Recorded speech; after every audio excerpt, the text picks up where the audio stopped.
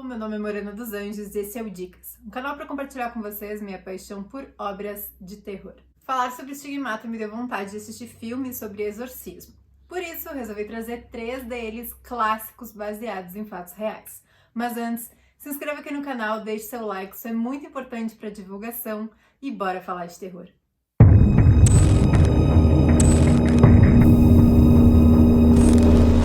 Esse é um vídeo totalmente sem spoiler, pois eu não vou me aprofundar nas obras, então pode assistir ele tranquilo. Impossível falar sobre essa temática e não citar O Exorcista, um filme de 1973 baseado no livro de mesmo nome de William Peter Blatty, que foi quem escreveu o roteiro do filme. Nele temos a história de Regan, uma menina de 12 anos, alegre e bem educada, que vive com a mãe, a Chris, uma atriz famosa. Em paralelo, temos o padre Damien Carras, que é também psiquiatra, mas que se pega questionando a sua própria fé, uma vez que a vocação não lhe dá uma tranquilidade financeira para poder cuidar da mãe, que é idosa e doente. Regan e Chris estão passando uma temporada em Washington por causa das gravações de um filme da mãe, até que a menina começa a ter umas atitudes bem estranhas, desde ir dormir na cama da mãe no meio da noite, dizendo que a sua própria cama está tremendo e não deixa ela dormir, até se tornar extremamente violenta física e verbalmente.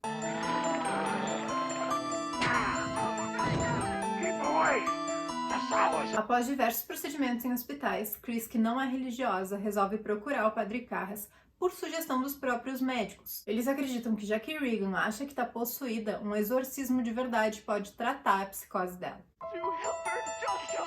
O Exorcista foi um marco na história do cinema. Foi o primeiro filme de terror que foi indicado a melhor filme ao Oscar. Na época, ninguém falava sobre essa temática de forma tão crua e intensa, mostrando uma figura cruel no corpo de uma garotinha que vai se transformando brutalmente. E sobre isso, ponto pro trabalho de maquiagem que deixou Linda Blair irreconhecível. A atriz foi tão bem no papel que não conseguiu se desvencilhar dele, não conseguindo participar de nenhum outro tão memorável quanto. Afinal de contas, era muito chocante ver uma garotinha tão nova falar tantas obscenidades e ter atitudes da mesma forma. Além disso, são muitas as histórias e curiosidades sobre as filmagens de O Exorcista. Dentre elas, o incêndio de um dos sets, a dubladora Mercedes McCambridge, que diz ter fumado muitos cigarros e bebido muito álcool para ficar com a voz parecida com a de um demônio nas cenas em que a Regan estava possuída, um padre de verdade que era levado até os sets para abençoar o lugar antes das gravações, e até mesmo o fato de que morreram 8 ou 9 pessoas que estavam envolvidas na obra durante o período em que o longa foi filmado. Se tudo que dizem é verdade ou não, nós não sabemos,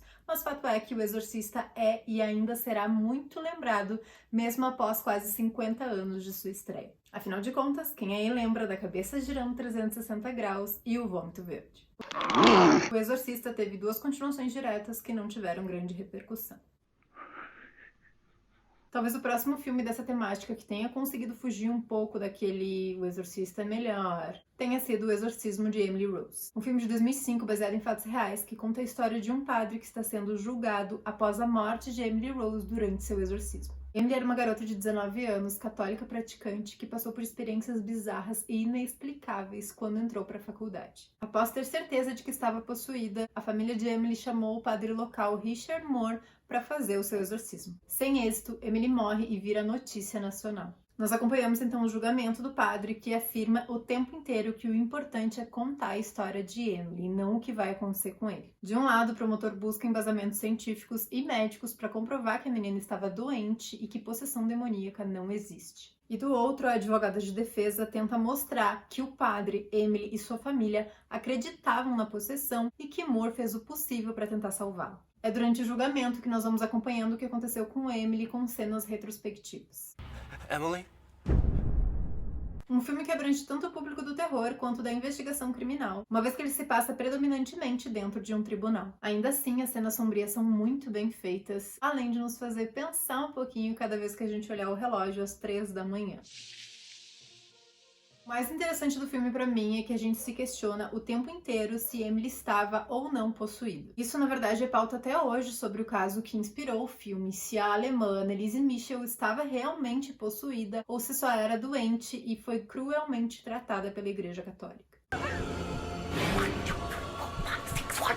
O Ritual, de 2011, conta a história de Michael Kovac, um jovem que trabalha no negócio da família, uma funerária. Michael entra em um seminário para estudar 4 anos enquanto decide se aceita os votos para se tornar padre. Acontece que Michael tem baixíssima inclinação religiosa e ao final dos 4 anos de seminário, ele ainda não tem certeza se quer se tornar padre. Até que um acontecimento trágico o envolve e ele é persuadido pelo seu superior a fazer um curso em Roma sobre o exorcismo, porque isso ajudaria no seu ceticismo. Chegando lá, ele é encaminhado ao padre Lucas, um renomado exorcista de Roma, mais uma vez para testar a sua fé. Lucas, porém, é nada ortodoxo e extremamente irônico, uma figura de padre nada estereotipada.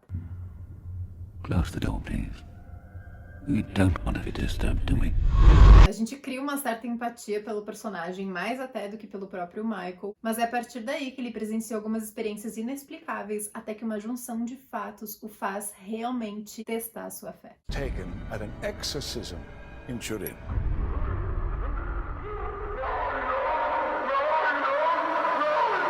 O ritual não foi muito bem criticado, mais uma vez por aquele motivo de ser comparado ao Exorcista de 73. Eu, particularmente, não vejo tantas semelhanças assim de roteiro a ponto dele ser motivo de comparação. Aqui a história se desenvolve muito mais por várias cenas do que em torno de um único exorcismo. Com uma fotografia muito bonita representando a Itália, embora ele tenha sido gravado mais na Hungria, ele não tem um clima super sombrio o tempo inteiro, a não ser pelas cenas com o Padre Lucas. O trabalho de maquiagem aqui também é muito bem feito, assim como a tradicional interpretação maravilhosa, espetacular de Anthony Hopkins, como já é de costume. Além disso, a forma como o filme traz marcas físicas como indicativo de uma possessão demoníaca também é bem interessante. It's not the devil. Bom, eu adoro obras dessa temática, mas de fato elas precisam ser muito bem feitas e originais para não serem desqualificadas em função do precursor lá da década de 70. Como eu falei, esses são 3 filmes baseados em fatos reais, então eu posso fazer cada caso um filme sobre eles para a gente poder conversar sobre os casos que os inspiraram. Deixem nos comentários se vocês gostariam. Me sigam lá no Instagram, @Morena dos Anjos, igual para Twitter. Muito obrigada por terem assistido até aqui e até a próxima.